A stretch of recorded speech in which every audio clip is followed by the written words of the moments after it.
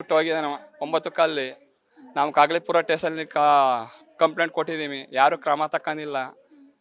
ನಿಮಗೆ ಯಾವಾಗ ಗೊತ್ತಾಯ್ತು ಸರ್ ಅದೇ ಮಿಸ್ ಆಗಿದ್ದಾನೆ ಅಂತ ನಮ್ಗೆ ಸಾಯಂಕಾಲ ಗೊತ್ತಾಯ್ತು. ಬಂದಿಲ್ವಲ್ಲ, 2 ಮನೇಲೂ ಇಲ್ಲ. ನಮ್ಮ ಅಕ್ಕ ಬೆಳಗ್ಗೆನೆ ಮನೆ ಬಿಟ್ಟು ಹೋಗಿದ್ದಾರೆ? ಹೌದು 9 ಕಾಲಲ್ಲಿ ಹೋಗಿದ್ದಾನೆ. ಇಲ್ಲಿ ಕ್ಯಾಮ್ರಾ ಚೆಕ್ ಮಾಡಿದ್ರು 9 ಕಾಲು. ನಮ್ಮ ಮನೆಯಿಂದ 9 ಗಂಟೆಗೆ ಬಂದಿದ್ದಾನೆ. 1/4 ಗಂಟೆಲಿ ತಿಂಡಿ ತಿನ್ಕೊಂಡು ಹೋಗಿದ್ದಾನೆ. ಪಕ್ಕನೇ ನಮ್ಮ ಮನೆ ಇದು, ನಮ್ಮ ಅಕ್ಕವ್ರ ಮನೆ ಇದು. ಬಂದು ಇಲ್ಲಿ ತಿಂಡಿ ತಿನ್ಕೊಂಡು ಮನೆ ಬಿಟ್ಬಿಟ್ಟು ಹೋಗಿದ್ದಾನೆ ಅವನು.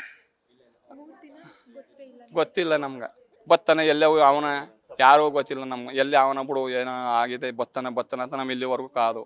ನೆನ್ನ ಕ್ರೈಮ್ ಸ್ಟೋರಿಯವ್ರು ಬಂದು ಒಂದು ಕಡೆಯಿಂದ ಕ್ಯಾಮ್ರಾ ಚೆಕ್ ಮಾಡ್ಕೋದಕ್ಕೆ ಇದೇ ಜಾಗದಲ್ಲಿ ಹೋಗೋಣ ಅಂತ ಅವ್ರು ಪತ್ತೆ ಮಾಡೋದು. ಅವ್ರು ಬರ್ದವ್ರು ಇನ್ನೂ ಗೊತ್ತಾಯ್ತೀನಿ ಇಲ್ಲಿ ಎಲ್ಲೇ ಅವನ ಬಿಡು ಅಂತ ಚೆನ್ನಾಗಿರುತ್ತೆ. ಅದು ಮುಚ್ಚಿಲ್ಲ ಚೇಂಬರ್ ಗುಂಡಿ.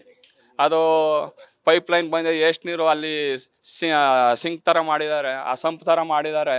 ಅದು ಬಂದು ಯಾವನ ಕ್ರಮ ತಕ್ಕಂದಿಲ್ಲ. 5 ಜನ ಬಿದ್ದಿದಾರಂತ ಅಲ್ಲಿ. ಇವನು 4ನೇವನು ಆಗಿದ್ರು ಅವಾಗ. ಇವಾಗ 5ನೇವನು.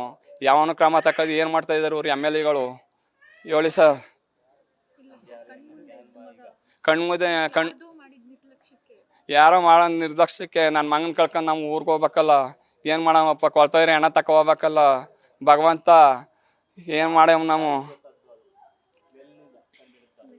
ನನ್ನ ಹೆಸರು ರಜನಿಕಾಂತ್ ಅಂತಾನೆ.